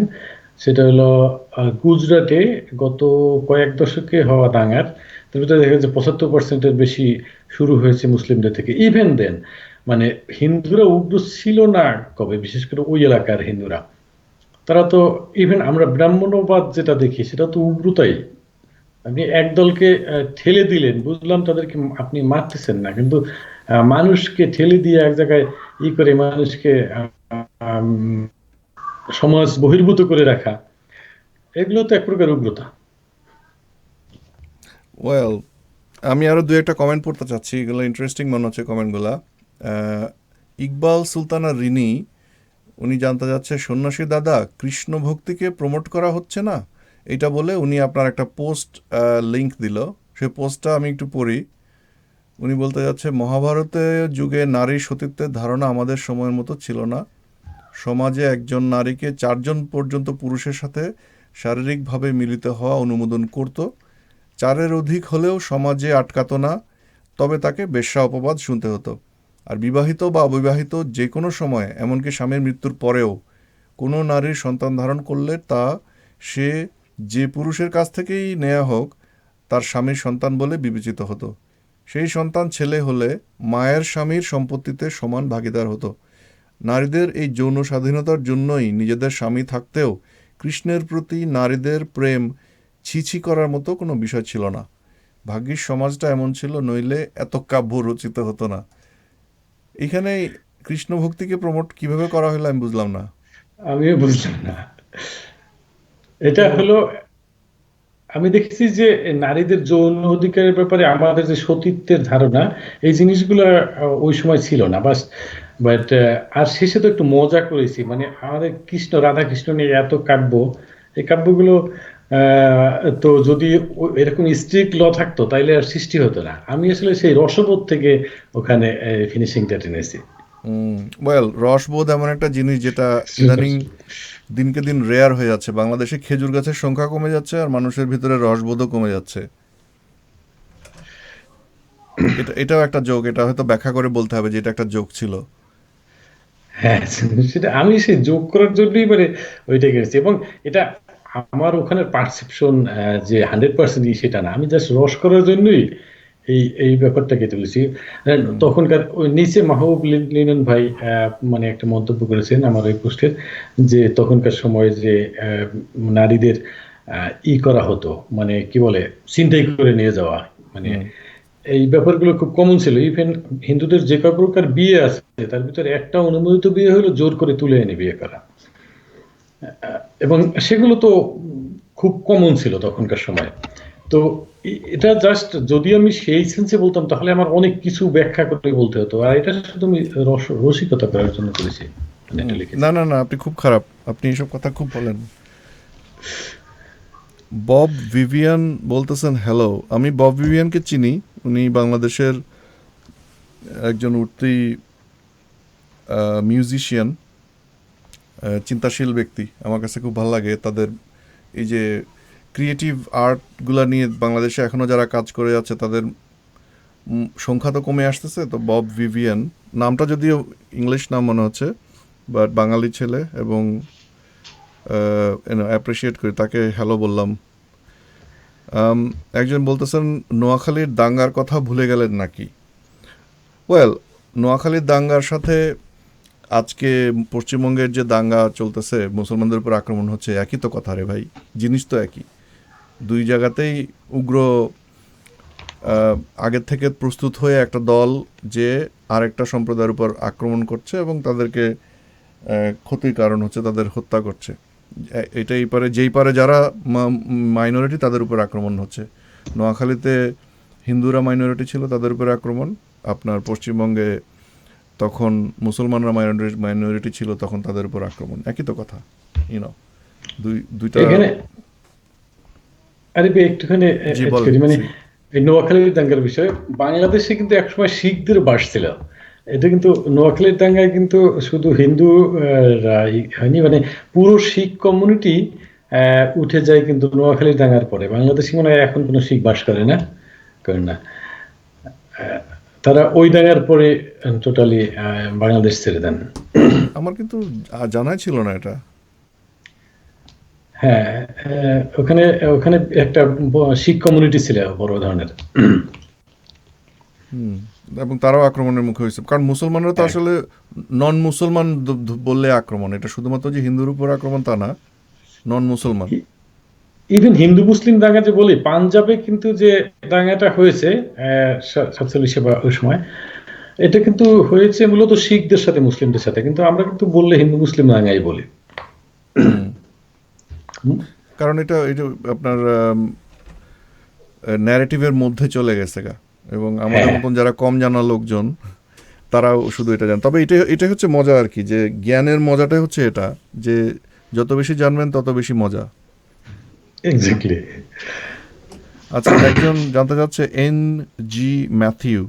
তো তার নাম হচ্ছে ম্যাথিউ, কিন্তু সে বলতেছে, could you please tell me what is the difference between RSS and ISS। RSS মানে হচ্ছে, RSS হচ্ছে, রাষ্ট্রীয় সেবক সংঘ। হ্যাঁ, না আমি আসলে দুষ্টামি করতে যাচ্ছিলাম। আমার আইএসএস হচ্ছে ইন্টারন্যাশনাল স্পেস স্টেশন, আরএসএস দিয়ে কি বানানো যায় আই ডোন্ট নো সেইগুলো। হ্যাঁ আমি বুঝছি কি বলতেছে দুষ্টামি করলেও আম, আসলে কোনো ডিফারেন্স নাই। এখন একজন আম, হিন্দুত্ববাদীকে যদি আপনি জিজ্ঞাসা করবেন, সে বলবে না না তারা তো আসলে সেবক, তারা হাফ প্যান্ট পরে চাড্ডির মতন করে ঘুরে বেড়ায়, কিন্তু তারা সেবক, তারা সেবা করে। এটা যদি আপনি শিবিরের একজন সমর্থককে বলেন যে তারা রাজাকার, তারা রগ কাটে, বলবে না না না এটা তো আসলে মিথ্যা প্রচারণা। একই রকম আর কি। এই যে আম, ভারতে অনেক প্রদেশে যে আপনার এই গরুর মাংস খাওয়া নিষিদ্ধ করেছে, তারপর এই করছে, এগুলো তো মানে একেবারেই কি বলা যায়, এটা একটা অমানবিক, মানে এটাকে কি ইনহিউম্যান, মানে না কিছু ল এটা ভারতের। এটা আসলে তুলনা করা, যেমন গরু মাংস খাওয়া নিষিদ্ধ করা যেরকম ইনহিউম্যান, একই রকমভাবে শুয়োরের মাংস খাওয়া নিষিদ্ধ করাও ইনহিউম্যান। আমার কাছে যদি জিজ্ঞেস করেন কোনটা আমি প্রেফার করি, আমার কাছে আমি প্রেফার করতে পারবো না, আমার কাছে দুইটাই সমান টেস্টি মনে হয়। কেউ যদি আমাকে বলে যে তুমি শুয়োর খেতে পারবে না, ওয়েল মাঝে মাঝে বলে, বিশেষ করে যখন আমার ফ্রেন্ড যারা বেশি মুসলমান তাদের সঙ্গে কোনো রেস্টুরেন্টে যদি যাই, সেখানে এমন কোনো খাবার অর্ডার করা যাবে না যেটার মধ্যে শেয়ার করব আমরা, কিন্তু সেখানে শুয়ার থাকতে পারবে। আর হিন্দুদের সঙ্গে গেলেও আরেক ঝামেলা, তারা বিফ টিফ খায় না, মেলা ভেজালের মধ্যে আছি ভাই। আম, আপনি আপনি তো শুয়োর খান নাকি? আমি সব খাই। শুয়োরের কোন অংশটা সবচেয়ে টেস্টি লাগে? শুক্র আমার কাছে ফ্যাটটাই সব থেকে টেস্টি লাগে। ফ্যাট বলতে কি, জানি না, বেলি, পর্ক বেলি, না আপনার আহ, বেকন? না বেকন তো টেস্টি লাগে, বেকন তো খুবই টেস্টি লাগে। বাট আরেকটা যেটা আমি বলছি, আমাদের বাঙালি স্টাইলে রান্না করে যখন, তখন আপনার শুকরের চামড়ার নিচেই একটা পুরো ফ্যাট থাকে, এটা রান্না করলেও গলে না, মানে অন্য ইসের মতো, হ্যাঁ আহ, মাংসের টুকরোর মতোই থেকে যায়। হ্যাঁ, ওইটাই পর্ক বেলি মনে হয় বলে। পর্ক আমি বেলি জানি হচ্ছে না। আপনার মাংসের একটা পাতলা আস্তর, তারপরে এই মোটা ফ্যাট। ইয়েস, ইয়েস, ইয়েস, তাহলে ওটাই। ওরে বাপরে, ওইটা প্রচুর চর্বি। আমার কাছে সবচেয়ে ভালো লাগে, আম, হ্যাঁ, বেকনটা সবচেয়ে ভালো লাগে। আর গ্যামন, আপনার গ্যামন হচ্ছে লবণ দেওয়া থাকে, ওইটা তাই খুব না? ভালো লাগে। আর ক্র্যাকলিং, ক্র্যাকলিংটা হচ্ছে শুয়োরের চামড়াকে ডাইস ডাইস হুম। করে কেটে ফ্রাই করা হয়। ফ্রাই করলে পুরো জিনিসটা বিস্কিটের মতন, নোনতা বিস্কিটের মতন। কখনো খাইছেন ট্রাই করে? হুম, না কেউ না খাই। ক্র্যাকলিং বলে এটাকে। এটা আপনার ডাইরেক্ট দেখতে খাওয়া হবে। যাবে না, অন্য অন্য কিছু খাচ্ছেন তার সাথে একটুখানি করে মুখে দিয়ে, মানে খুব খুব কনসেন্ট্রেটেড, মানে ডাইরেক্ট খাওয়া হয় না, ক্র্যাকলিংটাকে রেডি করতে হয়, প্রিপেয়ার করতে হয় লবণ দিয়ে, এটা করলে ব্রাইনিং করতে হয়। It's really tasty. আচ্ছা, দুই একটা কমেন্ট আসছে, দেখি কি বলে। মিথুন সিনহা বলতেছে বাংলাদেশে খেজুর গাছ কমে গেছে, তাই মানুষের রসবোধও কমে গেছে, হাসির উপরে আছে আরিফ ভাই। যাক, কেউ একজন অ্যাটলিস্ট আমার জোকটা ধরতে পারছে, থ্যাংক ইউ। রাজেন মল্লিক বলতেছে আরিফ ভাই, পশ্চিমবঙ্গে প্রতিনিয়ত হিন্দু নির্যাতন চলছে, কয়টা খবর ফ্লাশ হচ্ছে? মূল দরকার হচ্ছে মানুষের নৈতিকতা ঠিক করা, সেটা নিয়ে আলোচনা হলে মনে হয় ভালো হতো। আম, এটা হচ্ছে ইন্টারেস্টিং ব্যাপার যে হিন্দুদেরকে বলা হচ্ছে যে হিন্দু নির্যাতন হচ্ছে, মুসলমানদেরকে বলা হচ্ছে মুসলমান নির্যাতন হচ্ছে, এবং মানুষের মধ্যে যে কমিউনিটি বা ভ্রাতৃত্বের বোধ থাকে, এটা কিন্তু সামাজিক মানুষের সবার মধ্যেই থাকে, যদিও নাস্তিকদের মধ্যে এটার আসলে একটু অভাব আছে। আহ, তারা কিন্তু সাথে সাথে তারা বিবেচনা না করে সাথে সাথে উত্তেজিত হয়ে ওঠে, তাই না? আসলে কি না সমস্ত হিন্দুদের উপর এবং সমস্ত মুসলমানদের উপর আক্রমণ হচ্ছে? আমার মনে হয় সেটা না। কিন্তু ইসলামিস্টরা যে হিন্দুদের কারো কারো উপরে আক্রমণ করতেছে, ক্রিমিনাল অ্যাক্ট। আবার হিন্দু মৌলবাদীরা, তারা যে কোনো কোনো মুসলিম ফ্যামিলির উপর আক্রমণ করতেছে, ব্যাস সাথে সাথে দুই দল আপনার পোলারাইজড হয়ে গেল, উত্তেজিত হয়ে গেল এবং আক্রমণ শুরু হয়ে গেল। বেনিফিটটা কার ঘাড়ে যাচ্ছে, এটা হচ্ছে সবচেয়ে ইম্পর্টেন্ট, জানা দরকার, বোঝা দরকার আর কি। আরে ভাই, আপনার কাছে কি কোনো এরকম ইয়ে আছে যে এই দাঙ্গাগুলো হয় ভারতে বাংলাদেশে, বা যখন ইয়ে হয়েছে বা এইগুলো, এগুলো কি কোনোটার বিচার হয়েছে বা এরকম কিছু হয়? মানে বিচার যদি না হয় তাহলে তো এটা আরো ভবিষ্যতে মানে করার জন্য একটা তারা দেখতেই পাচ্ছে উদাহরণ যে এদের বিচার হচ্ছে না, মানে না, এরকম কোথাও বিচার হয়েছে এরকম আমি জানাই নেই। না, বিচার তো দূরের কথা, এগুলা নিয়ে কেস আসলেও পুলিশের উপরের মহল থেকে অর্ডার আছে যে এগুলা নিয়ে আগানো যাবে না, এগুলো আসলে ক্রাইম না, এগুলো হচ্ছে একটা পলিটিক্যাল সিস্টেমের অংশ। সেই কারণেই মমতা ব্যানার্জি চুপ করে থাকে, তার পুলিশকে বলে যে তোমরা কোনো অ্যাকশন নিবা না। বাংলাদেশেও বাংলাদেশের স্বরাষ্ট্রমন্ত্রী কি পালকি পালকি রাজ, আজকে তার ছবি দেখে আমি বুঝলাম যে তার মাথার মধ্যে আসলে কতটুকু ইয়ে আছে। এরা সবাই মিলে করতেছে কি আপনার ওই যে ইন্ডিয়ার ভিতরে মানুষজনকে, হিন্দুদেরকে বোঝানো হচ্ছে বাংলাদেশে হিন্দুরা আক্রান্ত, আর বাংলাদেশের ভিতরে দেখানো হচ্ছে যে পশ্চিমবঙ্গে ইয়েরা আক্রান্ত, এবং ওই পাশে মায়ানমারের রোহিঙ্গারা আক্রান্ত। মানুষজনকে পোলারাইজ করা আর কি, ধর্মীয় ফারভার দিয়ে। কারণ আমরা সেকুলাররা বা নাস্তিকরা যে সমস্ত কথা বলতেছে তাতে মানুষের ভিতরে ধর্মীয় যে উত্তেজনা বোধ, ধর্মীয় সুরসুরি, ওইটা ভোতা হয়ে যাচ্ছিল। সুতরাং এটা বাড়ানোর জন্য আসলে মনে হয় এসব এক্সট্রা কাজ করা দরকার ছিল তাদের।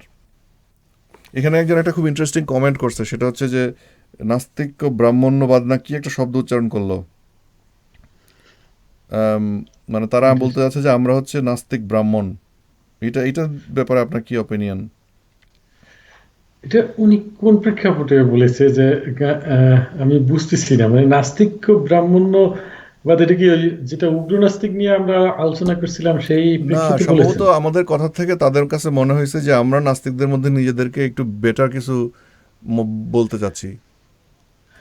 দুঃখিত ভাই, আমরা আসলে সেরকম কিছু বলতে চাচ্ছি না। মানে ওই তো আরিফ ভাই বললেনই যে আমরা সেই এখন হয়তো বয়স হয়েছে, এই জন্য আমরা এখন ওইভাবেই করি না, কিন্তু একটা সময় আমরাও ওই একইভাবে ই করতাম, মানে উগ্রভাবে লিখতাম বা আহ, উগ্রভাবে যাই হোক, যেটাই হোক, মানে এক্সপ্রেশনটা গুলো আগে যেরকম ছিল এখন আর সেরকম নেই। মানে এখানে আমরা ব্রাহ্মণ বা এরকম কিছু বলার মনে করার কোনো কারণ নেই। তবে এই এই কমেন্টটা করে, যিনি কমেন্টটা করছেন তার নাম হচ্ছে অপূর্ব রয়, এবং এই কমেন্টটা করে উনি যে বেনিফিটটা পাইলেন সেই বেনিফিটটা হচ্ছে যে তার একটা পেন্ডিং ফ্রেন্ড রিকোয়েস্ট ঝুলেছিল, ওইটা আমি অ্যাকসেপ্ট করে নিলাম। কারণ আমার তো হাজার হাজার ইয়ে যে মানে অনেকে রিকোয়েস্ট পাঠায়, এবং ইন্টারেস্টিং ব্যাপার হচ্ছে রিকোয়েস্টগুলো আমি কি মাঝে মাঝে অ্যাকসেপ্ট করি, যেগুলো আমি অনেক প্রোফাইলে যাই, প্রোফাইল দেখে যদি আমার কাছে মনে হয় যে এটা আসলে সত্যিকারের ব্যক্তি, ফেক অ্যাকাউন্ট না, তখন অ্যাকসেপ্ট করি। কিন্তু তারপরে যখন আমাকে ব্যান করে দেয় তখন আর রিকোয়েস্ট অ্যাকসেপ্ট করা আমার পক্ষে সম্ভব হয় না। তারা বলে যে ফ্রেন্ড রিকোয়েস্ট অ্যাকসেপ্ট করাও তোমার জন্য হারাম, ফেসবুক আমাকে বলে।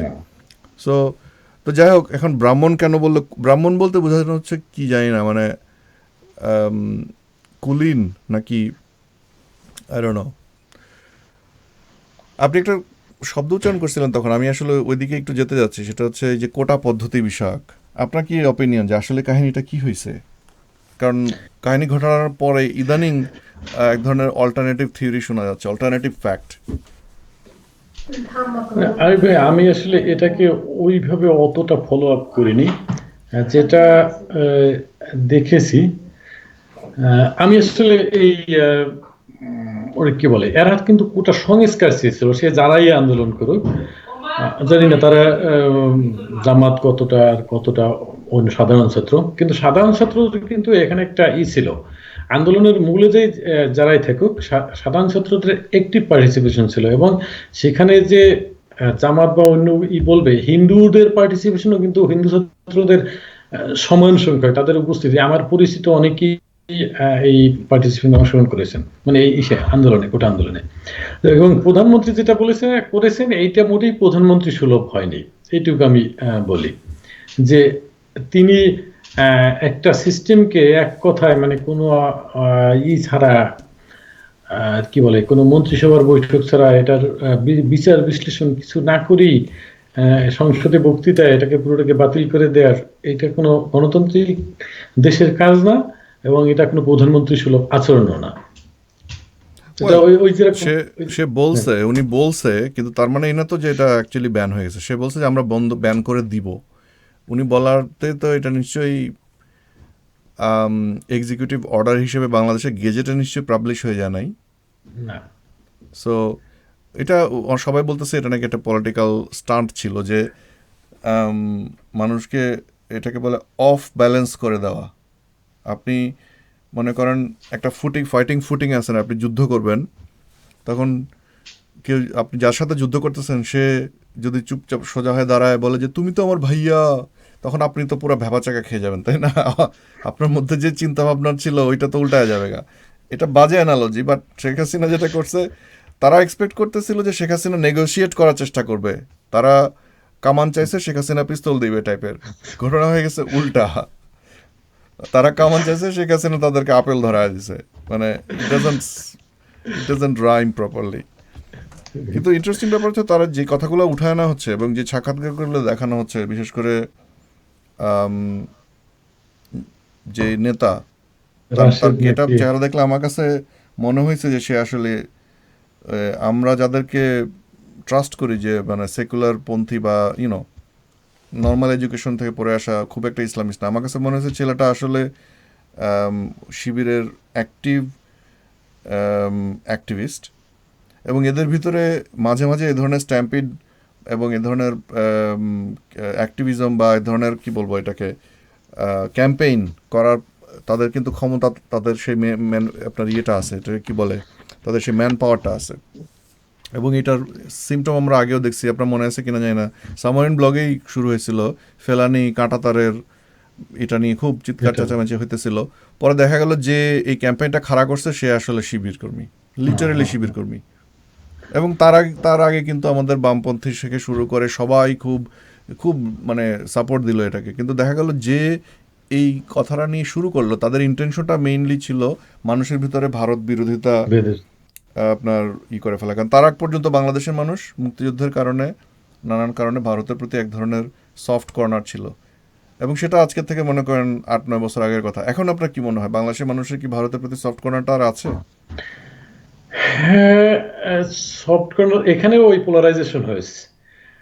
মানে আগে আহ, ভারত বিরোধিতা যতটা ছিল, মানে এটার লেভেল ছিল যতটা, এখন আমি দেখি সেই লেভেলটা বেড়েছে। আবার কিছু মানুষ এখন ভারতের পক্ষে যারা কথা বলতেন তারাও আগের থেকে মানে ভারতকে সাপোর্ট করার জন্য বেশি যুক্তি দেখাচ্ছেন। মানে এখানেও পোলারাইজেশন হয়েছে, মানে দুই দিকে হয়েছে। আগে যেরকম মধ্যপন্থী একটা অবস্থা ছিল সেই জিনিসটা আর নেই।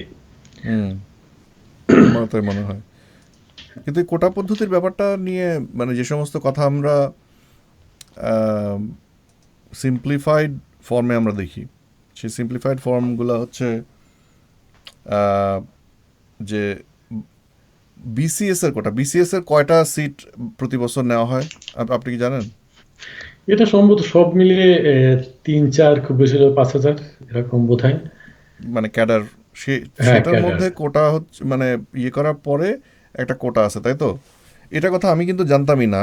এবং এটা যে এত সিভিয়ারলি হিউজ অ্যামাউন্ট সেটাও জানতাম না। সো তারা বলছিল যে মুক্তিযোদ্ধা কোটা এত বড় কেন, এটাকে ছোট করা হোক, তাই তো? হ্যাঁ, এবং এটা সাধারণ ছাত্রছাত্রীরা কিন্তু সাপোর্ট আছে, আন্ডারস্ট্যান্ডেবল। তাহলে তাদের যে নেতা, তাদের নেতা হ্যাপেন্স টু বি শিবির, কথার কথা। হ্যাঁ, বা তাদের মধ্যে অর্গানাইজ যারা করতেছিল সাধারণ ছাত্রছাত্রীদেরকে নিয়ে, তারা হ্যাপেন্স টু বি ছাত্র ছাত্রী সংঘের যে সমস্ত হিজাবি। অনেস্টলি আমি, এটা আমার বায়াস বলতে পারেন, এবং আমি জানি আমার এই কথার জন্য পরে হয়তো আমাকে কথা শুনতে হবে। হিজাব পরা কোনো শিক্ষিত মানুষকে যখন আমি দেখি, আমি আর তাকে ট্রাস্ট করতে পারি না। আমার প্রবলেম আছে। হিজাব কেন পরবা? তুমি তুমি ঘুমটা পড়তে পারো, ঠিক আছে, ট্র্যাডিশনাল একটা জিনিস। যে মুহূর্তে তুমি হিজাব, স্পেসিফিক্যালি যে সৌদি যে ইয়েটা, ওইটা যে মুহূর্তে পড়ো, তার মানে হতেছে তুমি সৌদি যে মেশিনারি, সেই মেশিনারির তুমি অংশ। এটা তুমি স্টাইল করতে যে করো বা সমাজের মেম্বার হইতে যে করো, that's a different story, but I don't trust that person anymore. এবং ইউনো, হ্যাঁ, আমার সোশ্যাল সার্কেলে প্রচুর হিজাবি মহিলা থাকতে পারে, কিন্তু যখন আমি এই ধরনের একটা অ্যাক্টিভিজমের ফ্রেমওয়ার্কে আমি একজন লিডারকে দেখব, সেই লিডারের যদি হিজাব থাকে, I have no interest in that person. That is my opinion. কারণ এরা হইতেছে আসলে বাংলাদেশের ভিতরে যে প্যারালাল যে পাওয়ার ইনফ্রাস্ট্রাকচার, সেটার আসলে তারা এক ধরনের রিপ্রেজেন্টেটিভ আমার কাছে মনে হয় আর কি। আম, অনেকে দেখতেছি যে আমাদের এই আলোচনা দেখতেছেন এবং অনেক কমেন্ট আসতেছে। একজন বলছে নরওয়েতে খেজুর গাছের পরিমাণ অধিক মনে হচ্ছে, তারপরে চোখ টিপের ইমো। আই ডোন্ট নরওয়েতে নো। খেজুর গাছ নেই। খেজুর কি কোনো পাম জাতীয় গাছ আমি দেখিনি বোধহয়, কোথাও আছে কিনা মনে হয় না কোনো পাম জাতীয় গাছ। ইংল্যান্ডে আছে। ইংল্যান্ডে হ্যাঁ, পাম ট্রি? কোনো কোনো প্রকার পাম জাতীয় কোনো ইংল্যান্ডে খুব বৃক্ষ। একটা নাই, কিন্তু স্পেনে গেছিলাম। স্পেনে বিশেষ করে মেডিটেরেনিয়ান সাইড, যেটা আপনার ভূমধ্যসাগরের যে যে অংশটা স্পেনের, ওইখানে প্রতিটা শহরের সমুদ্র তীরে পাম ট্রি ভরা ভরা। ভূমধ্যসাগরের যে টেম্পারেচার, খুব দারুণ টেম্পারেচার। আমার কাছে মনে হয় যদি কখনো সম্ভব হতো আমি ভূমধ্যসাগরের ওইখানে কোনো একটা প্রান্তে, ফ্রান্সে হয়তো হোক, স্পেনে হোক, আমি ওখানে পার্মানেন্টলি যদি রিটায়ার করতে পারতাম খুব ভালো হতো। এখানকার নরওয়েজিয়ানরা রিটায়ার করার পর ওখানে গিয়ে বাড়ি করে থাকেন অনেকে। হ্যাঁ, ওটা হচ্ছে life, proper relax retired life. কারণ ওখানে ম্যাক্সিমাম টাইমই টেম্পারেচার খুব মাইল্ড থাকে, ভালো থাকে, হাই টেম্পারেচার খুব একটা না। এবং ভূমধ্যসাগরের যে ভিউটা, এটার মতন ডিভাইন দৃশ্য আসলে কমই আছে। মানে সম্ভবত ভূমধ্যসাগরেরই কোনো একটা অংশ দেখে বলছিল যে এটা হচ্ছে আম, জান্নাত, তাই না? জান্নাতের ডেসক্রিপশনের সাথে কে জানি বলছিল, আলিসিনা মনে হয় বলছিল যে আম, মানে আরবের কোনো একটা অঞ্চলের খুব মিল পাওয়া যায়। আমি কেবল আলিসিনার বইটা পড়া শুরু করেছি, কত 14 বা 15% হয়েছে। ওই আন্ডারস্ট্যান্ডিং মোহাম্মদ। হুম। আর কে জানি এরকম এটা তো বাংলা করা শুরু করছিল, সম্ভবত দূরের পাখি, তাই না? দূরের পাখি, হ্যাঁ। তার কি অবস্থা? তাকে তো আমি ব্যান করে রেখে দিছি, ব্লক করে রেখে দিছি আমার আমার প্রোফাইলে। নারীবাদ নিয়ে ওই সময় তর্কে। নারীবাদ নিয়ে। আচ্ছা, তো একটা বড় কমেন্ট আসছে। আচ্ছা, আপনি দূরে পাখি বিষয়ে কি বলতেছিলেন একটু বলেন। ওনাকে আমি নক করেছিলাম কদিন আগে। তো উনি বললেন যে ওটা এখনো হয়নি, অর্ধেক মতো হয়ে বসে আছে। তা আমি একটু তাড়া দিলাম যে এটা শেষ করে ফেলেন, যেহেতু ধরেছেন, এতখানি কাজ করেছেন। তো বলছে যে হ্যাঁ করবে। আর ওনার একটা ধারাবাহিক সিরিজ লেখেন যে ওই সানডে নাইট ব্লুজ। আমি বললাম যে এইটারও একটা বই বা কিছু বের করে ফেলেন। বা বই না বের করে বলেন যে আমি তাইলে ইবুক বের করি আপনার করে। এটা বললো যে না, আমি চেষ্টা করছি যে ওটারও একটা একটা সামনের বই মেলায় আর কয়েকটা বিষয় বাকি আছে, সেই কয়টা লিখে সামনে বই মেলায় চেষ্টা করবে প্রকাশ করার। আর এটা আন্ডারস্ট্যান্ড মোহাম্মদ, এটা তো আর বাংলাদেশে বই আকারে কখনো পাবলিশ হবে না। এটা হয়তো যদি ই হয় তাহলে এটাকে অনলাইনে অ্যাভেলেবল করে দিতে পারবে। ওয়েল, বই বিষয়ে আরেক আমি, সরি আপনাকে জি, ইন্টারাপ্ট করতে চাই, নাই বলেন। আমি জাস্ট বই বিষয়ে বলতে চাচ্ছিলাম যে আজকে আমি ওই বই বিষয়ে দুপুরে যে কথা বলছিলাম। তো ওখানে যারা দেখছেন তাদেরকে বলি যে যদি কেউ আপনারা মানুষের ইতিহাস, যেটা এর সেপিয়েন্স বইটা পড়তে চান, ওইটা অনলাইনে উন্মুক্ত করে দিয়েছে। মানুষের ইতিহাস .com একটা ওয়েবসাইট। ওরা 4 জন মিলে অনুবাদ করেছে, কিন্তু ওরা কপিরাইট পায়নি বলে পাবলিশ করতে পারেনি। এই বইটা মানে চিন্তা চেতনাকে পরিবর্তন করে দেওয়ার মতো বই। আহ, ওই ইউভাল নোয়া হারারের এটা ওয়েবসাইটটার নাম কি? মানুষের ইতিহাস .com।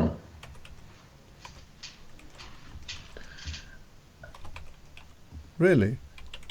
হ্যাঁ, হ্যাঁ, তাই তো ওরা ফ্যান্টাস্টিক। আমি এটার লিঙ্কটা আমাদের এই ডিসকাশনের আমি পেস্ট করতেছি। আমি জানতাম না, thank you for letting us know. আমি জাস্ট ইংরেজিটা শেষ করেছি কয়েকদিন আগে, তারপরে ওটার খোঁজ পেলাম বাংলাটা, এবং এত সুন্দর অনুবাদ করেছে আমি অবাক করার মতো। ওরা যথেষ্ট শ্রম দিয়েছে, এবং 4 জনই সম্ভবত স্টুডেন্ট, গ্রাজুয়েট স্টুডেন্ট। হ্যাঁ, কিন্তু ওরা চেষ্টা করেছিল কপিরাইট পাবার জন্য। কিন্তু বিদেশে কপিরাইট পেতে হলে যেতে হয় প্রকাশকের মাধ্যমে। কিন্তু বাংলাদেশে ওরা প্রকাশক সেভাবে পায়নি। একজন পেয়েছিল, সে চেষ্টা করে পারেননি তাই তিনি। নাকি? হ্যাঁ, এবং এ ব্যাপারে যদি ওদেরকে আরেক ভাই বা কেউ আপনারা সাহায্য করতে পারেন কোনোভাবে, যে এই এটা বইটা কবেকার বাংলায় প্রকাশিত পাবলিশিং? হবে। এটা হলো 2014-তে ইউভাল নোয়া হারারি ও আচ্ছা লিখেছিলেন আচ্ছা, হিব্রু ভাষায় বোধহয়। ইউভাল এবং নোয়া হারেরি। হ্যাঁ, হুম, না বুঝতে পারছি কাহিনীটা কি। এটা কারেন্ট বই তো, এবং হুম, এটার অরিজিনাল পাবলিশার এটা একটা ট্রান্সলেশন হিসেবে অ্যালাউ করতে হবে। এটা ওদের সাথে কমিউনিকেট করলেই তো হয়ে যাওয়ার কথা ছিল। না, ওরা লেখকদের সাথে কমিউনিকেট করছিল, কিন্তু মানে একটা লেখক পাবলিশারের বলেছেন পাবলিশারের রাইট। এজেন্টের কাছে। হ্যাঁ, হ্যাঁ, প্রতিনিধি। লেখক পাঠিয়েছে এজেন্টের কাছে, এজেন্ট পাঠিয়েছে পাবলিশারের কাছে, কিন্তু সে পাবলিশার বলছেন যে আপনাকে যদি এই করতে হয়, কপিরাইট নিতে হলে, তাহলে বাংলাদেশের কোনো পাবলিশারের মাধ্যমে আসতে হবে। ওহ, দারুণ লাগছে। আমি এদের তো আমি এটার যে অনুবাদকের কৈফিয়ত অংশটা আমি একটু শুনি। এটা শুরুটা করছে খুব সুপার। আমি 2 লাইন পড়ে শোনাচ্ছি। গান শেষ হলে শিল্পীর স্তব্ধ হবার পালা। শ্রোতা তালি দেবেন না দুও, সেটা তাদের অভিপ্রায়। শিল্পী তার চেষ্টার সবটুকু ঢেলে দিয়েছেন সুরের জাদু তৈরিতে। শ্রোতা দর্শকের রায়ই তাকে শেষ মতো নতমস্তকে মেনে নিতে হয়। অনুবাদকর্ম ব্যাপারটিও এরকম একটি শিল্প। এ যেন ভিনদেশি মাটির ফুলকে দেশের মাটিতে ফলানোর, তার রং আর সৌরভকে ছড়িয়ে দেবার এক আপ্রাণ প্রচেষ্টা।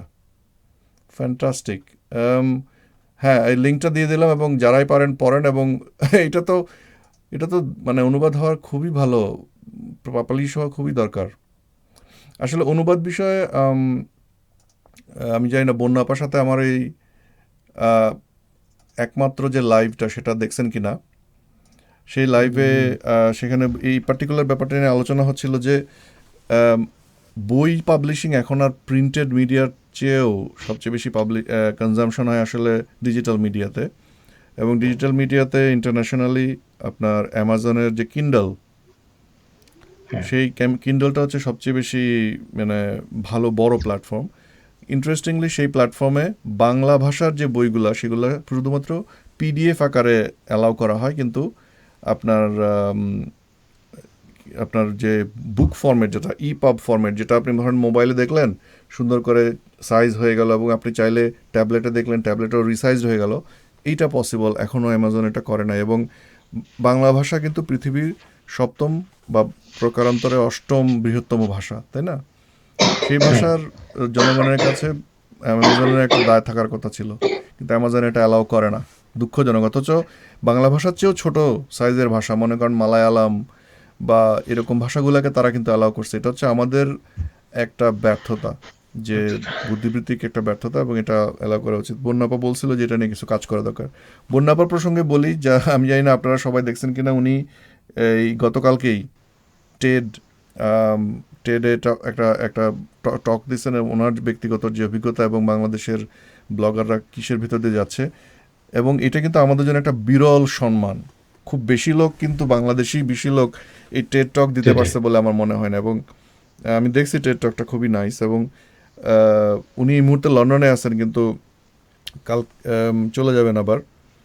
তো আমার সাথে এইবার দেখা হচ্ছে না, কিন্তু আশা করি ভবিষ্যতে কখনো দেখা হবে, এবং ওনার সাথে হয়তো সরাসরি লাইভ করার একটা সুযোগ হবে। এখানে আমি একটা ছোট্ট অপরচুনিটি নিতে চাই। আমি বব ভিভিয়ানের কথা আপনাদেরকে বলছিলাম আগে, তো সে একটা লম্বা হ্যাঁ, কমেন্ট করছে, আমি কমেন্টটা পড়ে শোনাই।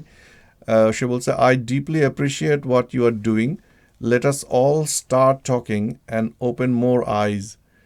Religion and its adverse effect won't last in modern era of information. Now our weapon is no more confined within pen. Now social media is a bigger weapon now. I would appreciate if you bring out why the words non-Christian, non-Hindu, or non-anything seems much insignificant before the impact of the moniker non-Muslim. Please highlight verbally violent culture of waz mahfils coming into play in this scene. তার comment আমার কাছে খুব interesting লাগছে। সে যেটা বলতে যাচ্ছে যে মানে অমুসলিমদের তুলনায় অহিন্দু বা অখ্রিস্টানদের নিয়ে খুব একটা নাড়াচাড়া খুব বেশি না, কিন্তু অমুসলিম হইলে এটা নিয়ে তাদেরকে এত কষ্ট সহ্য করতে হয় কেন। আর হচ্ছে ওয়াজ মাহফিলে যে সমস্ত ভায়োলেন্ট অ্যাটাক করা হয় ভার্বালি অন্যদেরকে, সেই অ্যাটাকের ব্যাপারে কেউ কিছু করে না কেন।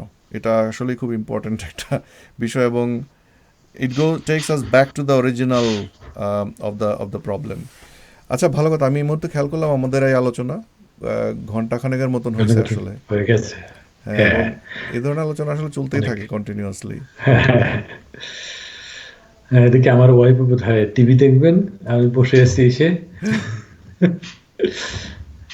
ভাবিকে আমাদের তরফ থেকে দুঃখ প্রকাশ করেন যে আমরা আসলে অজান্তে তার এই টিভি দেখায় ব্যাঘাত সৃষ্টি করেছি, এবং ম্যাডামদের টিভি দেখা ব্যাঘাত সৃষ্টি করা এটা আসলে কবিরা গুনার চেয়েও খারাপ গুনাহ। ও একটু ঘুম পড়ে গেছে বোধহয় রেস্ট নিতে গিয়া এই মুহূর্তে, মানে এই অনেকক্ষণ অপেক্ষা করে। হুম, যাই হোক, তো আপনাকে অনেক ধন্যবাদ আরিফ ভাই। দেখেছেন, কিছু স্মৃতিচারণ হলো, হুম। আর কিছু কথা হলো। হয়তো আমরা সিরিয়াস কথা খুব বেশি বলিনি, কিন্তু এই কথাগুলো বলে ওয়েল আর না, কি অনেক কিছু। সিরিয়াস কথা বলার আসলে আমার কোনো প্ল্যানও খুব একটা ছিল না, কারণ আমি 1.5-2 মাস ব্যান ছিলাম এবং আমার কোনো লাইভ কেউ দেখেন নাই। সো রেগুলার যদি হইতো তাহলে হয়তো স্পেসিফিক, কিন্তু আমার কাছে মনে হয়েছে যে কারোর সাথে বসে কিছুক্ষণ গেজানো যেতে পারে। এখন গেজানো থেকে অনেকে হয়তো অনেক কিছু এক্সপেক্ট করে, সবাই এক্সপেক্ট করে যে একটা কিছু হবে, ডকুমেন্টারি হবে। ভাই আমাদেরকে তো এগুলোর জন্য কেউ পয়সা দেয় না, সো ডকুমেন্টারি আমরা করতে যাব যে আমাদের তো ইউনো আমাদের তো সেই প্রোডাকশন হাউস নাই, আমাদের সেই ফ্যাসিলিটি নাই। সো এই বস্তা পচা গল্প গুজবই আপনাদের হয়তো শুনতে হবে। একজন আসলে এই কমেন্টটা করছে যে বস্তা পচা গল্প গুজব নাস্তিকদের অভ্যাস। তাই? তো যাই হোক, এটা নাস্তিকরা যে বস্তা পচা গুজব করা অভ্যাস না, কারণ তাদেরকে কিন্তু সত্যিকার অর্থে কেউ নাস্তিক হয়ে জন্মায় নাই, আমরা আমরা কেউই নাস্তিক হয়ে জন্মাইনি। সুতরাং আমাদেরকে এই চিন্তার পরিবর্তন যদি আমরা ওই বস্তা পচা গল্পের মধ্যে ঢুকে থাকতাম, তাহলে কিন্তু হতো না। হুম। সুতরাং তার এটাকে আমি রিফিউট করার চেষ্টা করলাম।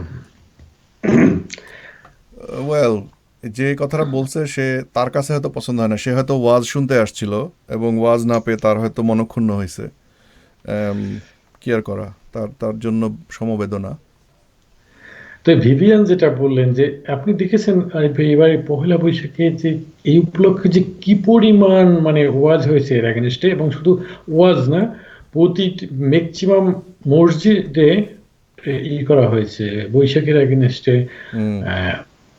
ইভেন প্রমিস করানো হয়েছে যে তারা, আমরা এসে যাব না, এরকম একজন এরকম ফেসবুক পোস্ট দিয়েছেন যে তাকে প্রমিস করানো হয়েছে ওখানে যারা নামাজ পড়তে গেছে সবাইকে, যে হুম। আমরা কেউ বৈশাখে যাবো না। এবং সে তার ইচ্ছা থাকা সত্ত্বেও যায়নি, যেহেতু ওখানে প্রমিস করেছিল সেই জন্য।